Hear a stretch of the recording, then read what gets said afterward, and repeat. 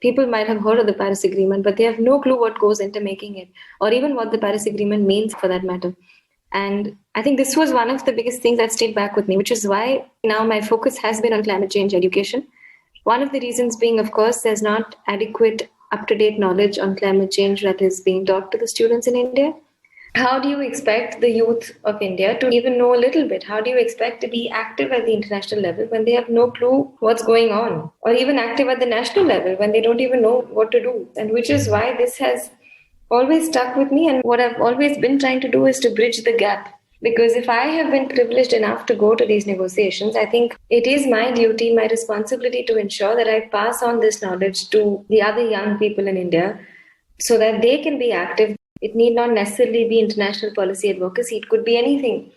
But for them to take action, they have to have some sort of knowledge.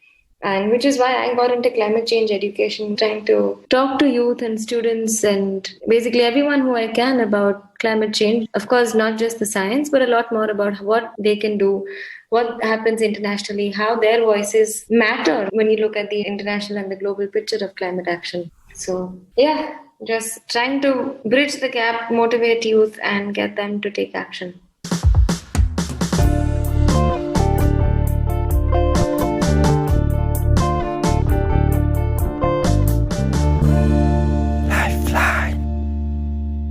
Hello everyone, my name is Din Long and welcome to the podcast Lifeline. In this podcast, I will interview people who are having a positive impact in their community and have a strong message that deserves to be shared. We will dive deeper into their journey becoming a change maker, and hopefully you can take away some insights for your own journey. And please do subscribe to Lifeline on YouTube, Apple Podcast, or any platform that you are using. And also you can share this episode with your friends if you like it. It's really what helps me the most. Heeta is a climate educator from India who gives all her energy to enhance the participation and power of youth in grassroots as well as international processes and policies. She's currently serving as the global focal point for YOUNGO, the official youth constituency of the United Nations Framework Convention on Climate Change, or UNFCCC. We discuss how Heeta found her calling after attending the COP21 in Paris, which is about bridging the knowledge gap on climate science as well as on international processes among the children in India, who are at the forefront of facing the impacts of climate change in the coming years. We speak about how Heeta took more and more responsibilities with YOUNGO on a mission to empower and engage youth for the climate all around the world. Hello, Heeta. Hello. Okay, so that's the second time I say hello to Heeta because we had some technical issues. It was still natural. I was saying that I'm really delighted to have you. I usually start by reminding a bit how I know people I'm interviewing. And yeah, the truth is we don't really know each other, but I've been following a bit what you do online, and I think what you do is really amazing around young people and climate change. So I really want to bring your wisdom and your life experience to as many people as possible. So yeah, I can't wait to understand a bit how do you become, global goal point of YOUNGO, this kind of, I so many questions I want to ask you. So I think that's perfect platform to do that. And I've been stalking you a lot yesterday, the day before tomorrow, to see what you have done before, and yeah, you've been in a lot of panel discussions. A lot. So I listened to a few, so let's hope that you don't repeat yourself each time. It's an absolute pleasure to be here, Dindong. Thank you for the invitation. Maybe I can invite you to introduce yourself. What is your current activity? Where you're calling from? Anything that you want to share to start? Sure. So I'm Heeta, and I'm from India, from Mumbai. And I have been active at the international level, but also at the local level on different climate change activities. So I went for my first COP, my first Conference of Parties, back in 2015 at COP21 in Paris, where the famous Paris Agreement was signed. But it was my very first COP. I had no idea what happens at the negotiations, how the procedures are, what people are supposed to do there, etc. So I was completely lost because of the scale of the venue, just everything, right? It was huge. The COP in Paris was huge. But I think the good thing that it did was I already had a master's in environmental studies, but I was working as a German language translator. So nothing to do with the environment. So nothing to do with what I'd graduated in or post-graduated in. And I think the good thing that it did to me was it made me, once I came back home, I was thinking about, where I was heading. And I said, this is not why I did a degree in the field of environment. So it made me want to quit my job, which I did a few months later. And I started again from scratch. So I started volunteering with a couple of organizations with someone who I knew. And that's how my journey began back in early 2016. And I slowly then got part of a few youth organizations, got involved, and went back at COP22 in 2016. And that's when I got introduced to the youth constituency, so which is basically YOUNGO. It is the official space for young people within the UNFCCC to engage, to ensure that voices of young people are heard at the negotiations. And I met a lot of young people from across the globe, and it was very, very inspiring. So that's how I got part of the constituency. I got engaged after the negotiations, stayed engaged as part of different working groups, etc. And here I am 4 years later as global focal point, something I would never have imagined if someone would have told that to me back in 2016. I would have laughed at their faces. But yeah, an absolute pleasure and honor to be where I am today. And it's still a long way to go. We have so much work to do. And yeah, just happy to be doing what I've been doing. Cool. So welcome back to all of that.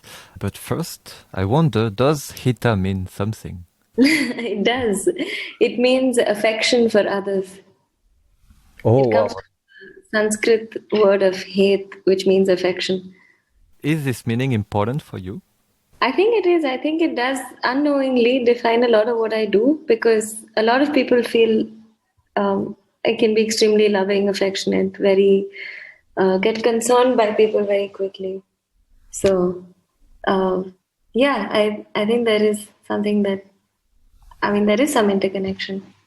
Yeah, my name means Temple of the Dragon, so we both have a very cool name. So yeah, I wanted to. So I think I had no clue you said German translator, right? Yes. So yeah, so coming back even before that, just wondering, like, first things first, like, I guess you grew up in Mumbai. I love the Mumbai sandwiches, by the way. And what brought you to study environmental sciences? Were you always into environment stuff when you grew up? For me, I think this was something that I always liked ever since I was a little child. Whether it was a birthday, whether it was just, I always liked being out with nature, or maybe helping a stray, or an injured bird or something like that. So, this was something that I grew up with as part of me. It was second nature to me at some level. But I think one incident that I remember very clearly, I must be about 12 or 13 and coming back home from school one afternoon. And in the city of Mumbai, we have this drive by the sea. It's called Marine Drive. And as I was passing that, there was this whole project of the beautification of Marine Drive, which was going on. So they were widening the road, creating space for more space for walking, and creating it as an entire drive which can be used for people to walk, like a promenade by the sea. And we had these huge coconut palm trees which used to grow or which were planted there years ago, which were there, and they had to uproot these trees. They probably replanted them. I'm not sure what they did with them. But there was this one incident that afternoon as I was coming back home, and I saw this entire huge tree. It was uprooted on this big trailer. So I saw the tree with its leaves, fruit, everything, but also with its roots out. So it's, the entire tree taken out and lying on this trailer waiting to be carried away. And that really, really shook me. I couldn't understand how people could ever think of a beautification project by taking out the natural beauty out of it. And I was just shocked. I was just like, how is this beautification for anyone? I just could not understand it for me.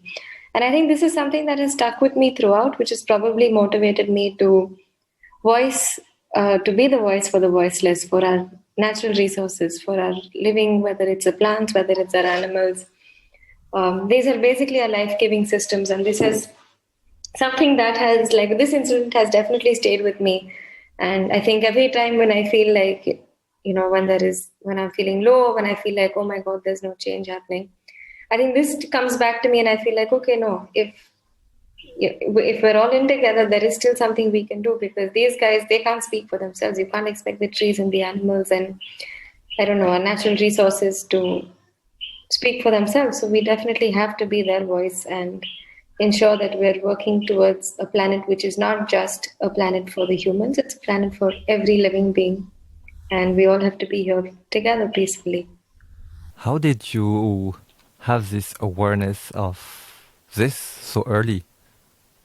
That trees are part of our human system as well. I mean, this is very logically. I mean, ever since you're a child, you're always taught, right, that trees give you oxygen, it helps you breathe, it cleans your air, etc., things like that. And it was also probably my parents, my family, who were also a little more open-minded in that sense. Not so it was probably my upbringing also, like how I was taught to respect all living beings. I was never taught to throw things, just throw trash on the street, or for example, or just throw things out of the window.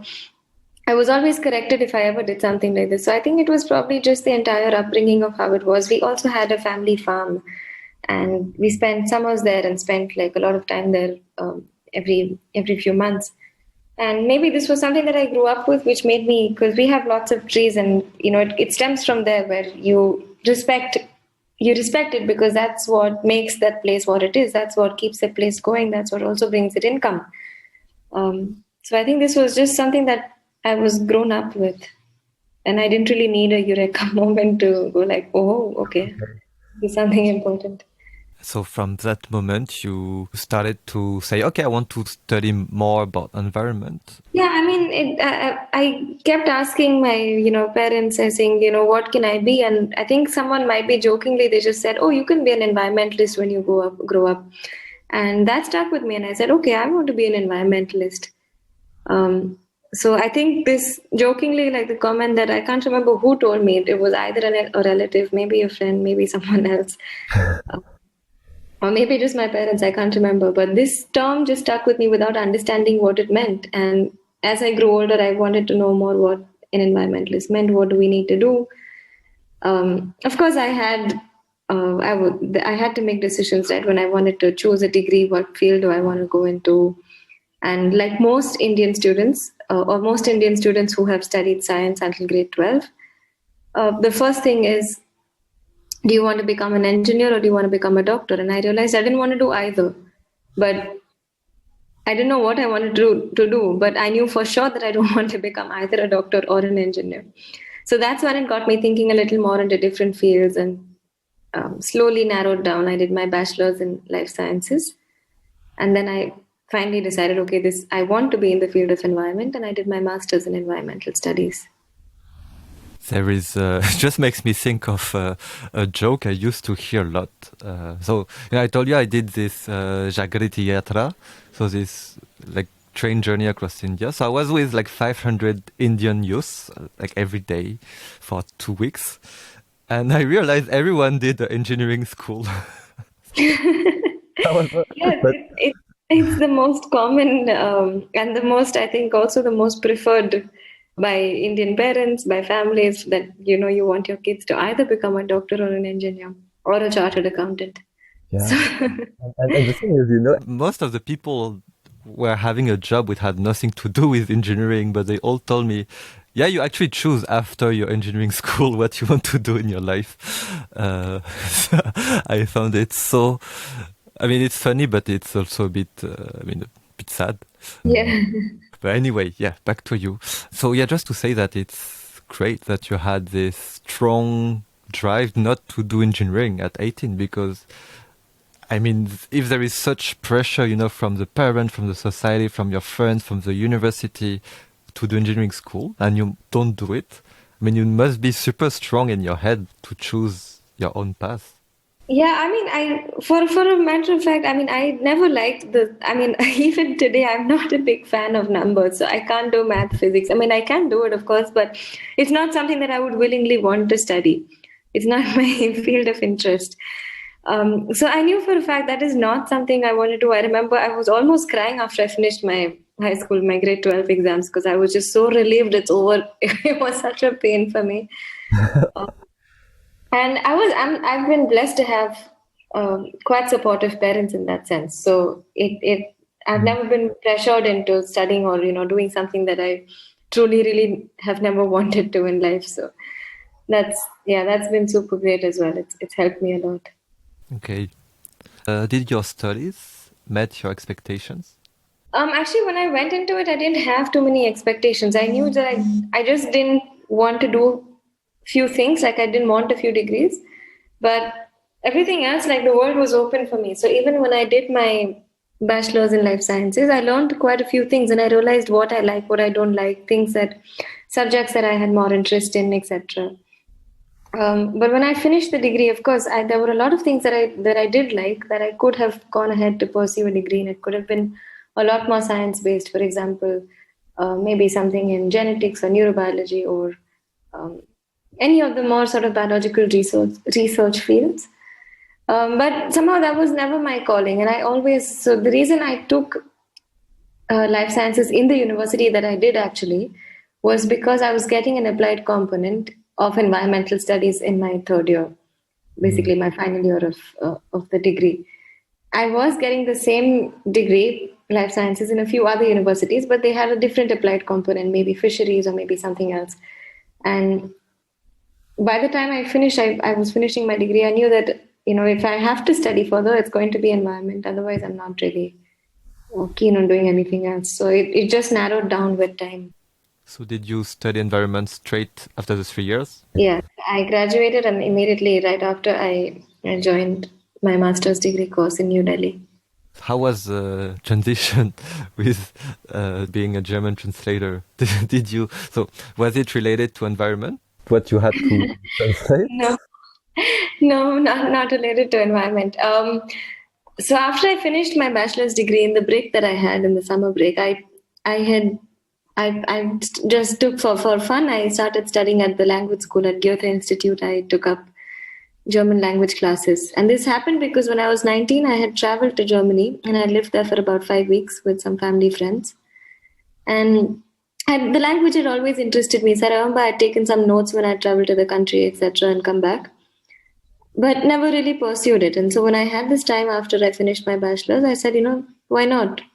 I mean, I have nothing else to do with my time, so why not just, put in some time and study? And then that interest for the language also remained. So I've realized I'm very, very keen to learn languages. So I speak German decently, like more or less fluently. A little bit of French, which I'm forgetting because I don't speak it very often.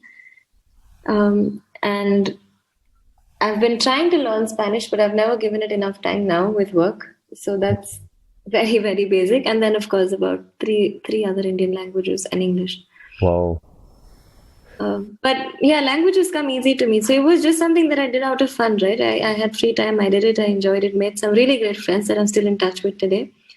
And then when I went for my master's degree, this stayed with me. Like it somehow stayed. So I ended up doing a little bit here and there all throughout the 2 years of my master's. Ended up forcing my university to get a German professor on the weekends for us, like 1 hour every weekend or something like that.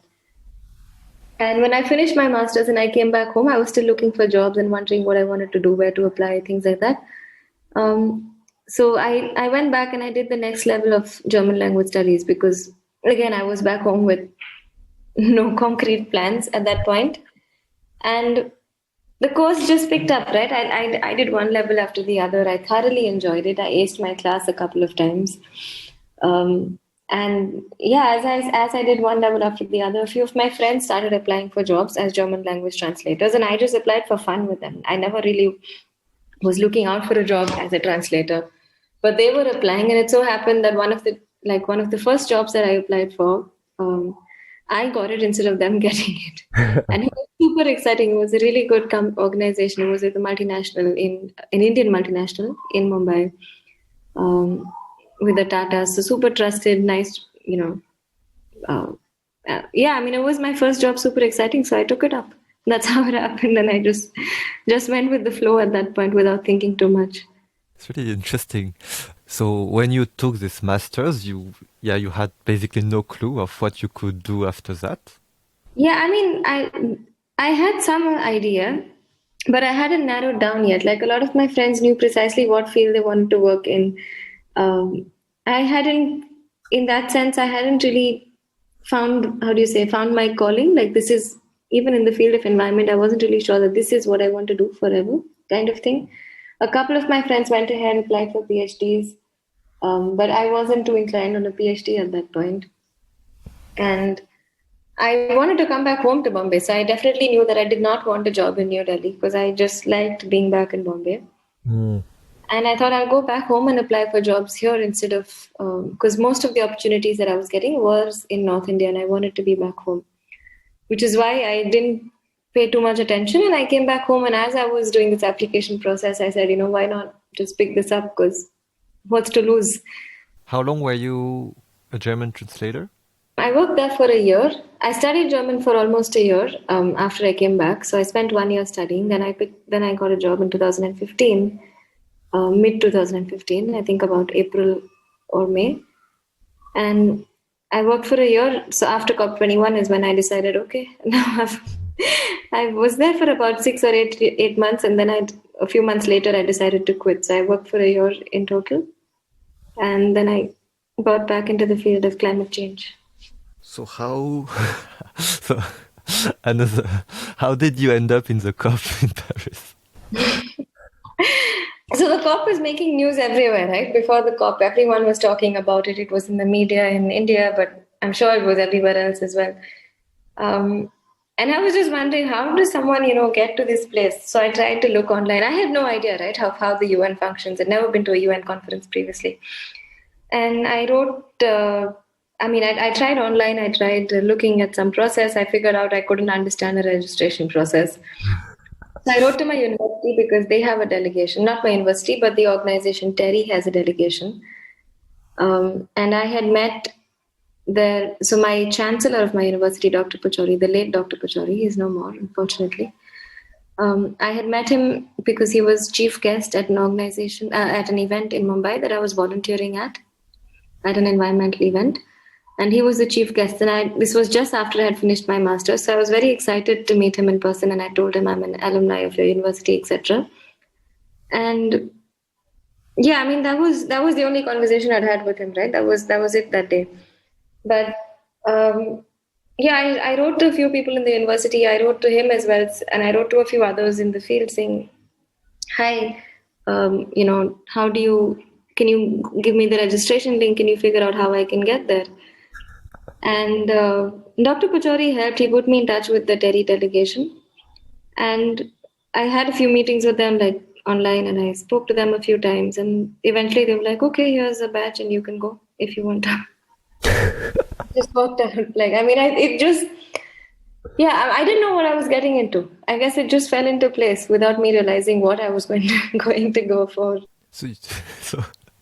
So again, you because you told me for your studies you had no really expectations. I guess for the COP you just went there, but without any expectations either. Yeah, absolutely. Like a lot of the times, I think I've just been going to places without knowing what to expect. So for COP21, it was exactly that, right? I had no idea what to expect. I was staying with a few family friends who were staying outside of Paris. So I traveled about, I think, an hour plus every day, one way. But I thoroughly enjoyed it. I had the whole French experience of going by multiple trains, of like learning out the transport. It was. I'm young and it was fine. It was fine for me to do all of that. And I was at that point. I had this job, right? So I took 10 days leave from work and I flew to Paris just for the COP and came back home after that. So the good thing was I knew that I'm not I could earn my own money. I was only spending what I knew I can afford. So it taught me a lot of different things other than just, of course, the COP process, but even, it was a whole different experience because I think I had to look after my own finances. I knew that I can't really get more money than what I have. So it was fun. It was super exciting. How old were you? Not super young, I think. I was, I must be about, I can't remember, 22, 23. 23 maybe? I'm not sure. Yeah. So what were you doing during these 10 days in the COP? So you were just going around in different conferences? Or what? Yeah, just trying to figure out what goes on there. I met a few other Indian youth, and I was just basically trying to get the whole experience of the COP. So I went, like, walked around the venue, attended different events. Yeah, just learning as I went. Cool. And yeah, what did you get out of this? Because I felt like it's I also quite went for informal. the COI, the Conference of Youth, back in 2015, COI 11. Okay. So that was an exciting experience as well. Like, that was super, super inspiring. So many people, so much motivation, so much inspiration, so much work people were already doing in the field of environment. I think that was definitely very exciting. Okay. Would you say that attending COP and COI really, like, opened the whole world of possibilities for you? It definitely did. It at least what it did was it made me realize that there is so much more happening in the world in the field of environment, climate change in general, even more than what I had possibly even studied in my degree, because these are things you don't really study, right? And I think it's very different from what people do in practice and sort of bridging this gap. And I think that has stayed with me. So my aim has been from that to bridge this gap, this whole gap that is this knowledge gap, communications gap, this huge gap that we have, the entire world of the negotiations. It's so complex, and people might have heard of the Paris Agreement, but they have no clue what goes into making it, or even what the Paris Agreement means for that matter. And I think this was one of the biggest things that stayed back with me, which is why now my focus has been on climate change education. One of the reasons being, of course, there's not adequate up to date knowledge on climate change that is being taught to the students in India. So, yeah, I mean, as I went to like more international conferences, as I went from one COP to the other, of course I learned a lot more about the negotiations every time. And in COP 23, I went with a friend of mine, a very close friend of mine from school, and she's a counseling psychologist, so she didn't study environment the way I did, but she's been extremely passionate about the environment and doing whatever she could in her own way. But a lot of the facts, figures, a lot of the information was quite, alarming to her in that sense. And she always went like, "Oh my God, I didn't know it's this bad." And that is what made me realize. I said, this is someone who I've almost grown up with, who does what she can, is passionate, still doesn't know a lot of this data, a lot of this information, a lot of everything that happens at a COP, for example. How do you expect the youth of India to even know a little bit? How do you expect to be active at the international level when they have no clue what's going on? Or even active at the national level when they don't even know what to do for that sense. And which is why this has always stuck with me. And my biggest, I think what I've always been trying to do is to bridge the gap. Because if I have been privileged enough to go to these negotiations, I think it is my duty, my responsibility to ensure that I pass on this knowledge to the other young people in India, so that they can be active, they can, start working in whatever field, whatever direction that might be. It need not necessarily be international policy advocacy. It could be anything, but for them to take action, they have to have some sort of knowledge, and which is why I got into climate change education, which I do now. I work with school students. I take workshops, programs curated as per the school, as per where the students are from, what socio-economic background they come from, because that plays a major role in India, on what their lifestyle is, on how they're going to be affected, or how they're going to affect the larger picture of climate change. And this is what I've been doing now since 2017, trying to talk to youth and students and basically everyone who I can about climate change. Just, of course, not just the science, but a lot more about what they can do, what happens internationally, how their voices matter when you look at the international and the global picture of climate action. So, yeah, just trying to bridge the gap, motivate youth, and get them to take action. Could you re-explain a bit, maybe for those who don't know, what is a COP? And also, I'm curious about what does it look like when you are there as a person? Like, what happens? Like, how is it going? Yeah, so the COP is basically, it's short for Conference of Parties, and it's basically a space for negotiations, right? So for the UNFCCC, we're talking about negotiations in relation to climate change, and it is a country-driven process. So by parties, you mean countries. So that's the term that is used. So it's a party-driven or a country-driven process. So all the decisions made, changes made, etc., can only be done if you're part of a country delegation. So if you represent a country there. So as civil society, basically, you or me, how do we make an impact, right? So how does it matter whether we're at the COP or not?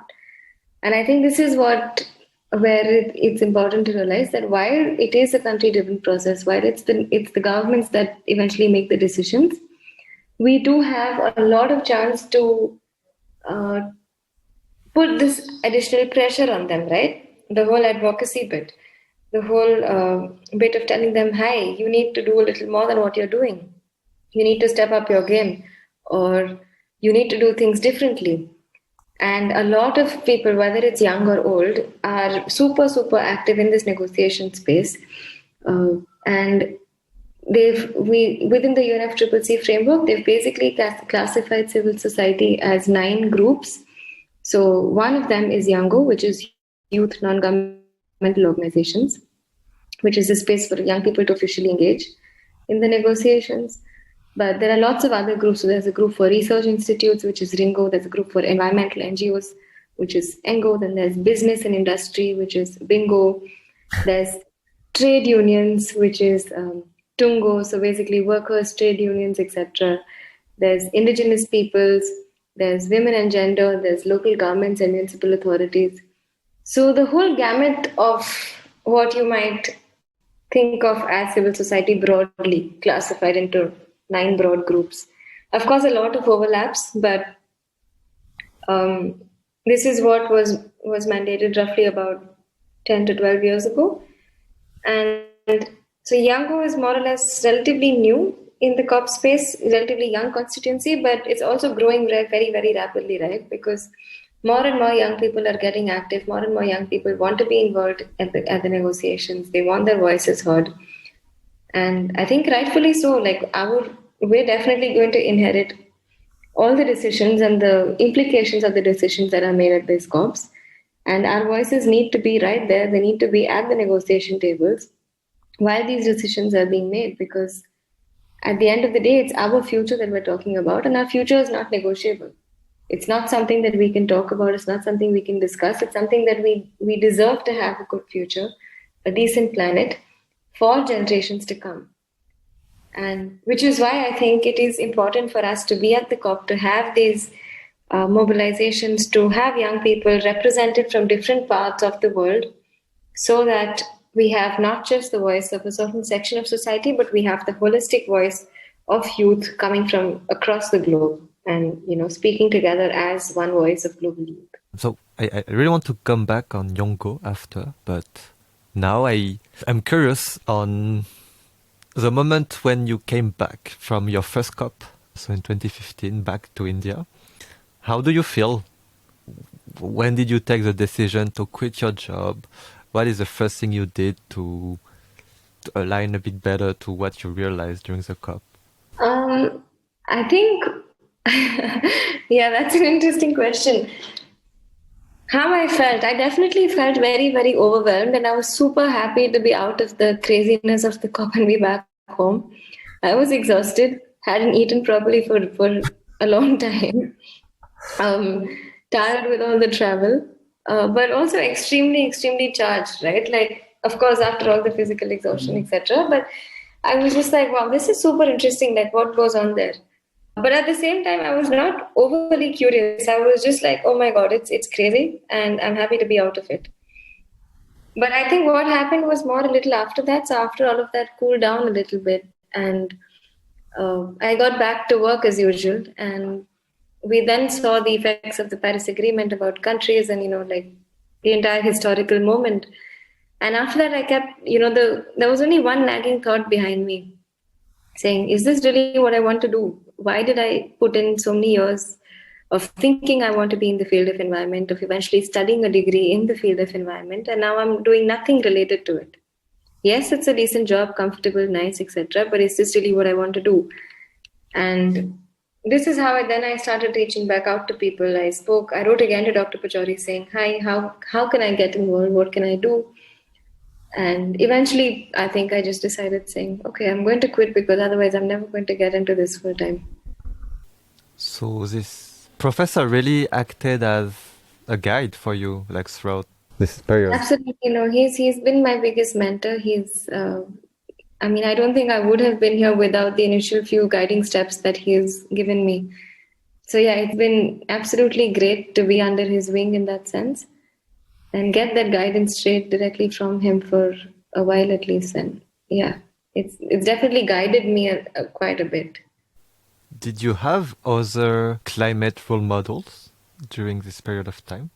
I eventually built a lot of climate role models as I went along. So yeah, now I do look up to a lot of different people. So yeah, I think this is something that just keeps growing as you meet more people, as you learn a little bit more. This is something that just keeps growing. Could you introduce what were the outcomes? Why the Paris agreements were important? Yeah, I think this is key for all of us to know, right? Where the Paris Agreement is historic, is important. I think for the main sole reason that it's 197 countries that have agreed to every single word in that document. So you can imagine how difficult it would be if we were, say, 5 people in a room had to, pick a color of what the presentation or the style of what a presentation should be. And everyone is going to have their own view on it. So imagine a document where every single word has to be okayed by everyone in the room. So it took 197 countries, and each country has its own set of focuses, priorities, issues, etc. And climate change might not be the highest priority for a lot of countries, solely because number one, they have to develop, number two, whatever that national agenda is. Which is why the Paris Agreement is historical, because it has been agreed upon by 197 countries. That being said, it is not legally binding. It is not a highly ambitious document. So, even as per what we have in the Paris Agreement, if countries don't want to be a part of it, for example, like the US did, and now thankfully they will be joining back early next year, but it was relatively easy for people to leave or even to not step up and finish what they had committed, for example. So if you committed, say, 1, 2, 3, 4, 5 things, but you've done only 3 out of 5, there is no way where you're held legally accountable and, where someone can hold, in that sense, hold any country accountable and say you've not done this.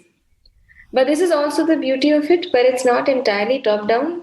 It's also bottom-up, so it calls for countries to step up their ambition themselves. It calls for countries to rise up to the challenge, which is why, again, the pros and cons of the Paris Agreement, its beauties are also its flaws.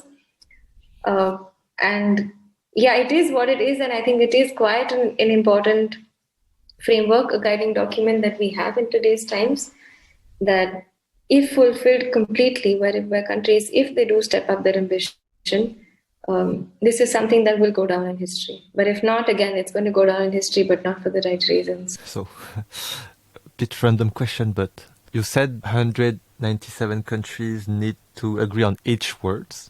How does it happen concretely during the COP? Like, is all the representative in a room and they agree on each word, like on a big screen?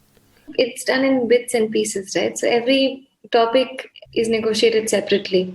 So whether it's, for example, adaptation, mitigation, loss and damage, finance, whatever it may be, right? So each topic is negotiated separately in smaller groups, and countries have their negotiators who focus only on particular topics. So they're experts in that particular field. And the country has its plan on every topic, on what it's going to do, what it cannot do, what is absolutely no, or, where it can maybe push its boundaries a little bit. So every country comes with its planning, comes with its delegations, has its people who are covering certain topics. And this is then eventually all put together finally in the plenary. But it's done separately in smaller bits and then put together. Okay. And yeah, basically your role I mean, the role of YOUNGO is to bring more young people's voices into these negotiations. Yeah, to ensure that, whatever we say as young people is the voice of youth. To ensure that we're not just, there just because we're taking up space in person, but we're there because we want to push the negotiations. We want to see more action. And I think what we also do is a lot of it is behind the scenes, is lobbying with negotiators, talking to them in the corridors, catching them during lunch and saying, hi, we were part of this. We were in the room when this XYZ topic was being negotiated, and we think maybe your country can take this stance so that other countries will follow, for example, or whatever it is. And I think we have been doing that. Young youth have been following negotiations, talking to negotiators, finding, becoming friends with them, finding which country can help push which topic, which is a sweet spot for someone, maybe not so much for another country. Yeah, I mean, the whole dynamics of everything, trying to figure out how we can get to where we want to be, basically an ambitious and strong document at the end of it. How big is the YOUNGO community? Well, as our community, in that sense, we have more than 1,000 young people, which is youth, individuals, as well as organizations. And then our social media has a lot more, but this is our official mailing list, which is roughly about there. But it's open for people to join, right? So it's, when you talk about youth organizations, they will have their own reach. So there might be just a few people who are in contact with YOUNGO, but they have their entire organization where they will then relay information, do their work, etc., etc. So yeah, I mean, it's the flat horizontal structure reaching out to youth from across the world. And we want to get more and more young people involved, especially from those which are from vulnerable communities, maybe indigenous people, people with disabilities, but also from, youth who are from island states, youth from developing countries, youth from remote areas, whose voices are not very easily represented. And they're actually the ones who are going to be affected first when we talk about the climate crisis. Yeah, so you mentioned the mailing list. So I'm proudly part of the mailing list. And yeah, I think I just receive so many cool resources all the time. So I can only encourage everyone who's listening to subscribe to the mailing list of YOUNGO. Not really active member. I'm not sure if I'm a member, but I've been attending a few calls recently just to see what's happening. I knew it's crazy, like I thought I knew a lot about climate change, but when I speak to members of YOUNGO, I feel like I don't know anything. It's crazy. Yeah, I mean, this is the beauty of the space, right? And I think a lot of people feel that, including myself sometimes, because we're young people, but we're still all experts in our own field, and we do have a lot of knowledge in different topics, even when it comes to technical negotiation stuff. There are youth who definitely know quite a bit, and we also have young people who are now negotiators for their countries. So it's super because we have so many working groups. We have different topics that we focus on, and each group has young people who might not necessarily have negotiation knowledge, but they do have a lot of knowledge on the topic in general. So we have this entire resource bank of youth, of passionate young people. And I think it's definitely great because there's so much to learn when you're part of this group. And I have always felt that. I feel like I learn so much every time, whether it's meeting them in person at the COP or, just virtual engagement. I feel like I'm always learning because somehow it's never just standing there still. There's so much dynamism and it's absolutely great. So you said YOUNGO has a flat organizational structure. So which means and also you said anyone can join, and then you have different working groups, and basically it's volunteer led, right? You don't decide who does what. It's like if there is an intention from a group, they can work together and do whatever they want, as long as it aligns, of course, with YOUNGO's objective. It's entirely volunteer led. We try to have as flat of a structure as we can, so there's not one person who's more important or makes the decisions for anyone else. There's no hierarchy. There's not one person who, decides what should not be done, etc. So decisions are made in consensus. And the only two positions that are elected every year are that of the focal point. So this year, of course, it's Marie Claire, my co-focal point from Switzerland, and myself. we always have one focal point from the global north and one from the global south in order to ensure that we have regional diversity as well. But yeah, all our work, whether it's Marie-Claire or me or anyone else in YOUNGO, it's entirely volunteer-based. And it's a space for youth, anyone under the age of 35, to engage. So we don't have a lower limit, but we do have an upper limit for the age. And that's the only limit that we have. You just have to be a person under the age of 35. Okay, so you said so you started to do climate education in India from 2016, 2017. I guess in parallel you were also involved more and more with YOUNGO. Were you always super involved with YOUNGO, or was it progressive? It was progressive, but I think I continuously remained involved after COP22, so after 2016. Whether it was a working group or something or any other topic. And in 2017, I became part of the logistical sort of coordination body, which is known as the Bottom Lining Team, or the BLT as we call it. And since 2017, I've always been part of this, and we've coordinated a lot of different things, worked closely with previous focal points, done a lot of different things for the constituency in general, also supported a few working groups here and there. So yeah, I've been more involved in the functioning of the constituency in that sense, like with the whole bunch of other people who are part of the BLT. So I wonder, what is your, how to say, maybe like area of expertise within climate change? So like I've seen, like for example, a talk of Marie-Claire, I feel like she's addressing climate change through the aspect of the food system. I was wondering if you had some specific interest within climate change also. I mean, for me, it's definitely a more different. I've also been working with Marie-Claire on food systems. Okay. But I think my area of work has been through education mainly, focusing on passing on the knowledge, passing on the information, and education, not just ending at education, but education leading into action. So whether it's individual, behavior change, whether it's more of activism on the ground or whatever it would be, but more of getting people to literally wake up and shake up in that sense.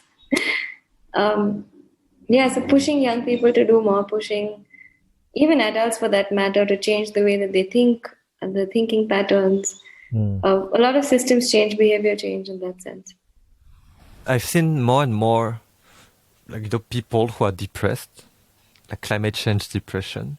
I wonder, did you ever feel something like this? Like, climate change is too big. I don't know. Did you ever doubt on your role that you could have? Yeah, I mean, it's definitely not been easy, right? Like, we're fighting this huge fight and we have no idea when we're ever going to get there. So there have been moments where it has been extremely anxious, where you don't know whether it's going to be. One of these was in 2016 at COP22 in Marrakesh when Trump got elected in the United States. And all of us we didn't know how to do. Like, that day was one of the saddest days that I've been to at any COP. People were in tears.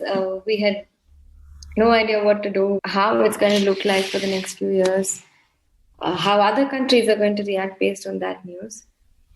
And whether it's actually worth all this fight, right? Like, whether it's worth all the effort that we're putting in. Are we ever going to see change? And this was one of the moments where, everyone was down, and me included. We were just like, what's going on? But also a few other moments, right? When you see, like, for example, decisions being made in my own country back home in India, which under the name of development are extremely not really progressive in that sense, are going to harm the planet, is going to harm development in general in the years to come, right? This is, what kind of development are we looking at? And I think there are moments where you just doubt and you go like, is it really making any sense to put in all of this effort here when, you're not going to get the support from the government? But yeah, I mean, I think what's most important is, we all have lows, but what's most important is to get up after that and go ahead and still continue doing whatever you want to do. Because only then we're going to be able to make the change. Otherwise, if we all just give up, we're never going to be able to create this change that we want. So you always manage to get up? Yes. We have to push ourselves and get up. Maybe take help from friends, from family, from others in the community. create this space where you can talk to people, whether it's young people, whether it's a mentor, whoever it might be, right? Someone who you can talk to. And or maybe just do something else for a while, do something that makes you feel better, maybe a hobby, maybe whatever it is. Like for me, it could be reading, it could be cooking, maybe just dancing a little bit, socializing with friends. And then at the end of it, I mean, there's never a day where I feel like, oh no, this is not what I want to do. So I might take a break, but I'm going to get back at it eventually. And on the other side, what were, I don't know, some moments during your climate journey where you realized, oh, yes, it was worth it.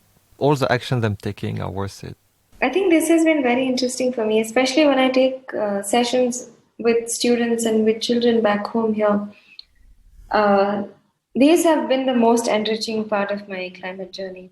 When you see the change, when you see, it's very easy for children to understand what you're trying to tell them. So if you can communicate science in a way that gets through to them, it's going to create the change. And I've seen it a few times in person when we're taking these sessions, and these kids, their expressions change when it finally hits them somewhere in the middle of the session. And then you can see the whole persona is different. The way they start thinking immediately from that point is different. So many questions start popping up saying, why are we not doing this if we know that this is wrong? And I think this has been some of my most happiest moments, to see this click, to see this instant shine in the child's eye and go like, oh my God, okay, I have to act up, or like, this is something that is not okay. And it's not okay for me to sit down and take it as it is. I wanted to come back on something I said in the beginning when I was talking you, and since you're just so busy everywhere. I wonder what is, from all your speaking engagements, from all your panels, your podcasts, everything. What is one question? What is one question that people always ask you when you're a bit bored to answer? I'm not sure. I'm not sure if there is one that I'm bored to answer. I don't think I'll ever get bored to answer questions. I can talk a lot. Like, you might have to cut me short at points. No, I don't think there is one. Okay. So on the other side, is there a question people never ask you when you like them to ask you? Yeah, I mean, it depends. It's not that people never ask, but I think it would be good for more people to hear about basically the struggles that each one goes through in their journey. And it's not just me, right? I would like to hear it from someone else to understand what they went through, how they overcame challenges, or what they did when things weren't going as planned, for example, whether it's starting your own project, whether it's just whatever work they're doing, whether it's advocacy, whether it's change making, I mean, in any field. But I think what I would be very keen to learn, which from a lot of people, would be, what do you do at your lowest point, and how do you pull yourself up? How do you make that change and still continue to do what you're doing? So your answer was dancing, reading, speaking with friends. Yeah. Cool. So right now you have this double, I mean, not double role, but you are still with YOUNGO, and you are still involved in organizations in India, right? Yeah, I'm now, so because of the lockdown, I had to reinvent the way I was working and rethink and, replan everything. So I was working full time until March this year in order to organize an international conference on biodiversity, economics, and climate change in India. So it was co-hosted by an Indian organization called Sanctuary Nature Foundation and an organization in the United States called the Wild Foundation. So we had an excellent program planned for mid of March, 8 days, with people from government, people from civil society, researchers, people from the UN, IUCN, the entire gamut of, whether it's business heads, everything. Unfortunately, we had to postpone or cancel informally because of COVID. So we had to take the decision only about 2 weeks before the event. So we were like almost there, and then we couldn't do it because of the health crisis. And yeah, since then, eventually, so it took me a while to sort of unwind from the crazy amounts of work that we were doing, and we were going at breakneck speed. So it took me a while to get back to life, adjust to the pandemic like everyone else was doing. And eventually started rethinking on what I was doing on education, because I couldn't do that for the past few months because of the work that I was doing. It took up a lot of my time. I thoroughly enjoyed the work, of course, but it didn't leave me time to do anything else other than that. So started rethinking. Schools weren't working, so I didn't know how to go about it. So eventually it took a while. Finally got one school convinced for this. And yeah, that's where I started, and I'm pushing with that now. Working again on education along with YOUNGO, and also a little bit on food systems. I'm now going to be working from next week Okay. as part of the team with real food systems, which is basically looking at the climate from food systems and how we can change food systems to create the larger change in climate action and reach the goals of the Paris Agreement. Do you see yourself doing something which is not related to climate change or environment someday? I don't think so. I have thought about it a couple of times, but I don't think I can. Maybe for a short while or something, maybe a short stint, but I don't think I'd be doing something very different from the field of environment. Wow, for me, that's impressive. It's you're so committed to your cause. Yeah. I don't think anything else will make me want to wake up every morning and work. There might be an additional motivation, whether it's maybe a lot better money that I might make from some other field possibly. But my motivation shouldn't be the salary I'm getting at the end of the month. My motivation should be whether I enjoy my work or not. And I don't think I'm going to get that in any other field. You always has it mindset, right? Yeah, which is why it wasn't super hard for me to decide to quit my first job. It was hard, but it was a decision that came from within, because while it was great work, it was simple, it was easy. It actually wasn't extremely challenging in that sense. It was quite comfortable, and I had set work hours every day, and then I just could do whatever I want over the weekend, had free time, etc. But I realized I was looking forward to the weekends. I was looking forward to the end of the month when I would get my salary credited, and not really looking forward to the work I was doing every day. That had become extremely mundane, extremely... it didn't challenge my brain in any sense. It wasn't mentally stimulating after a while, after I learned the process. And yeah, this is something that I've never felt when I'm working in the field of climate change. Every day there's something new to do. Every day you have to reinvent or rethink or whatever it is, there's never been a dull day. So yeah. Do you manage to have holidays? I try to. Everyone needs some time off, right? So it might not necessarily be weekends, but I do try to take days off where I'm not doing too much work, or, find half a day off or whatever, like find different days. And the good thing is right now, because I am working for myself, it's a lot more easier to do that. So I can get free time based on my schedule. Yeah, it's I don't know. It's a question I asked myself recently. Is it possible to have 1 week where I don't think about work, I don't think about all the cause we are involved in? Yeah, it's tough. I wish I could get just a week without anything. That is tough. But like maybe a day or 2 days or like something like that is a lot more easier. Yeah, we can brainstorm together later. Yeah.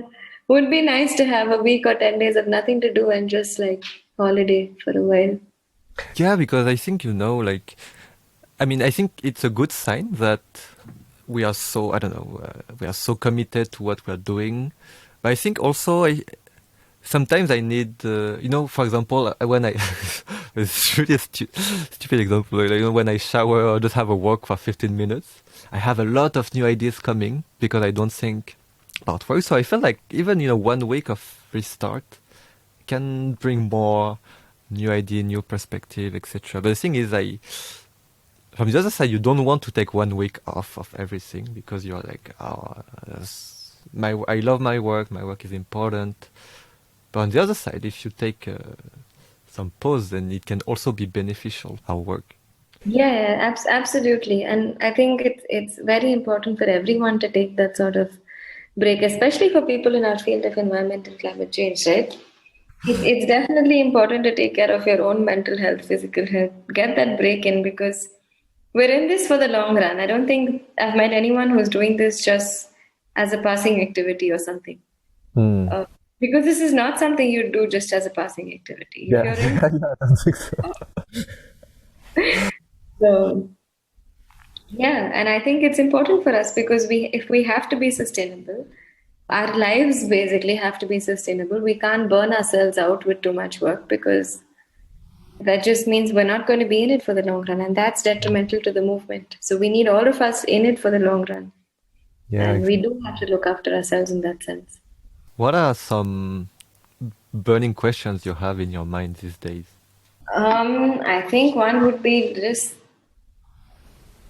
and I know it doesn't have simple answers, but I think one would just be like, why can't we do more than what we're doing? Like, as global community, as governments, as Hmm. countries, what is stopping us from just being a lot more ambitious? Why do we have to be so cautious and just think so much? And well, I know, right? I know the whole history, and I partly know the answer to my question, but it's still like, why can't we push ourselves? Why can't we just take the lead and say, I'm going to do it?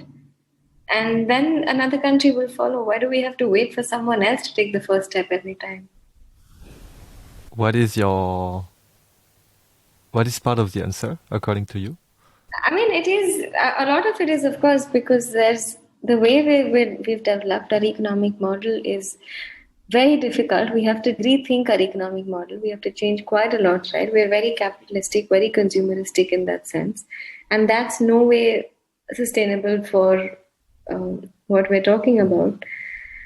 But at the same time, even governments, the entire lobby of fossil fuels, the amount of money that goes into the fossil fuel industry, it's hard to break out of it and for governments to make that change. So I know where the difficulty lies, at least in theory. But there's still something, why can't we just, there are all these chains holding us back, but why can't we just decide we're going to break it and just go ahead? And all we need is a few countries to say that, and then the others will take the lead. And we need a few big countries to do that, not just necessarily, of course, it would be great if they're big economic superpowers, because then countries will follow a lot more easier. They set up good examples. But even a country like India, which is huge, has a lot of its own problems. We have a lot of poverty, a lot of development needed, as even in general, a lot of things to do to raise our standard of living. So many jobs that people need, a lot of unemployment. But what is stopping us from being ambitious and saying, despite all of this, climate change is one of my biggest threats. So I am going to step up my game, and as a country, as India, we're going to do a lot more than what we're doing today. And somehow I've never seen extremely ambitious goals, right? We see goals which are good, which are some are okay, which are, but we've never seen something which makes you go like, wow, oh my God, that's amazing.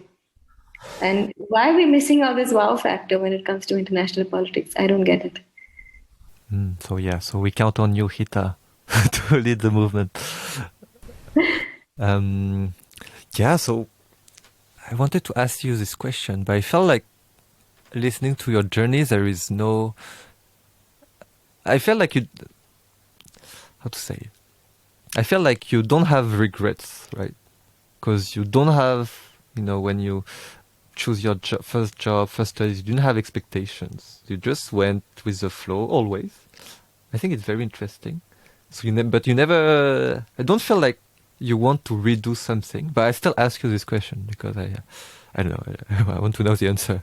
But if you could meet the young Heeta, like the 18-year-old Heeta, and tell her something, what would you tell her? Um, yeah, I would tell her to get up and start working right from day one and not be afraid of where it's going to lead, not be afraid of what anyone else is going to think. I mean, the only thing I wish I could have, or maybe like even now, like do differently is Stop procrastinating, stop thinking about what's going to happen, and just get up and do it and follow your heart. Because at the end of the day, that's what is going to bring you happiness. So go and follow your heart, and yeah, just do it with full confidence, and you're going to do great. Were you ever afraid? Not really. I mean, I wouldn't say afraid to take like major leaps, but of course there have been a lot of fears, a lot of doubts, a lot of times where whether you're wondering, is this really what I'm doing right? Like after I quit my job, and the first day after I quit my job, I was sitting at home and I was just like, did I make the right decision? Can I go back to work tomorrow? Because all of a sudden I realized, because when after I quit, I was volunteering for a while, but I lost the financial independency after a while, and I was living back home with my parents. And I was just like, is this really what I should be doing? While my friends were out there getting promoted one job to another, doing a lot better. And I was just like, is this the right decision? Is this what I should have done? Or, so there are these moments where you always feel uncertain of what you've done, whether it's the right thing or not. But yeah, I mean, I wouldn't regret any of it though. When did you realize that you took the right decision? I think it just shows in time, right? It just shows after some time as you you pursue what you're doing, for example. And for me, it's always been going with the flow. I've never really gone and charted out what my year or my next 5 years or something is going to look like. Everything has just been going with the flow a lot of the times, which is what I think has been easier for me.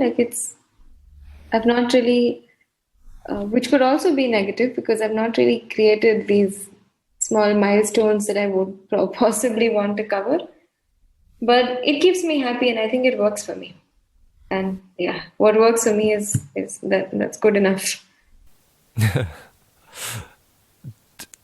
It's a really random question, but do you do improv comedy? No, I don't do improv comedy. Maybe at home with my friends or family or with my boyfriend. But no, I don't do improv. No, I think you'll be very good because no, because I told you it was a random question. No, because improv it's really about going with the flow. There is a principle in improv which is called yes and.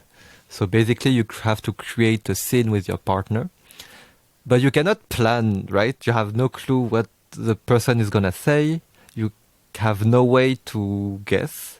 So everything you plan will be destroyed anyway. So you have to focus on the present moment. And when your partner tells you something, you have to yes and, which means yes, you have to accept the situation. And then you have to end. You have to build on the situation. So basically you need to go with the flow all the time. And yeah, no, I just feel like your life is a succession of yes and, Yeah, I think that's absolutely, you've hit the nail on the head. Like, I don't think I would have been able to say that this articulately. Yeah, look for improv. Actually, I've been to an improv show in Mumbai, actually. So there is a scene in Mumbai. Yeah. So, yeah, no, so we are approaching the end. So I always end with two questions. One is really about the future. So we'll see if you can answer that. Because we spoke a lot about your past, about right now. So I wanted to know, I'm always curious with everyone and with you also. How do you want people to know you for and remember you for? Oh, wow. Yeah, that's a great question. I think I would want people to remember me as someone who cared not just for the environment, but also cared for other people, who was there for them in times of need, and someone who strived to make a difference on this planet in whatever little way that I can. I think you are there already, no? Well, I'm not sure. I think we can always do better at these things. So, yeah. Okay. And how will you describe yourself in 3 hashtags? Wow. I'm loving your questions, they're making me think a lot. In 3 hashtags, I think there would be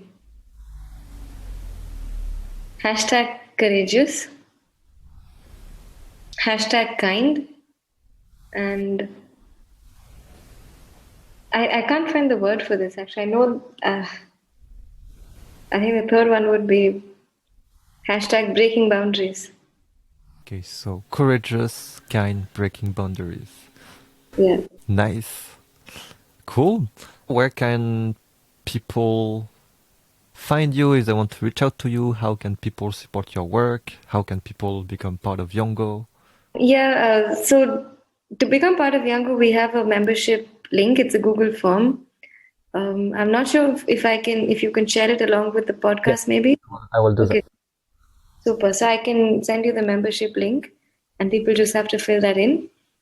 And yeah, for me, I'm active on social media, on Instagram, on a little bit on Twitter. Not super active, but I'm on Twitter, and Facebook. I'm trying to be a little more active everywhere, but it takes up a lot of time. So, yeah. But yeah, Facebook, Instagram, Twitter, wherever. And yeah, you can find me. I'm Heeta Lakhani, HEETA Lakhani, which is LAKHANI. Nice. And yeah, everyone, if you want to hear more about Heeta, there are like 100 conferences on YouTube where you can hear her. So go ahead.